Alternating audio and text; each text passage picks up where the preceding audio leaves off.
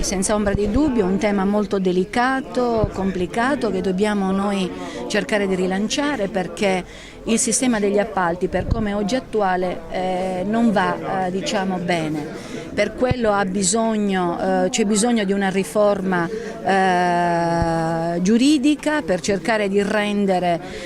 questo comparto sia dal punto di vista della legalità, che voi sapete è quello che avviene nel sistema degli appalti, quindi combattere la illegalità, tutte le infiltrazioni che sono presenti appunto nella gestione degli appalti, quindi combattere tutte le infiltrazioni mafiose, di corruttela, eccetera eccetera. E in più c'è un'esigenza che è importantissima, che è quella anche di tutelare i lavoratori nei cambi d'appalto. Noi vediamo quello che succede anche nel settore dei call center, proprio a causa delle gare al massimo ribasso, che è una delle storture maggiori, del cancro del sistema degli appalti, specialmente quelli effettuati con il massimo ribasso, che non tengono conto del costo del lavoro, che in ogni caso andrebbe scorporato dal costo complessivo dell'appalto. Questo non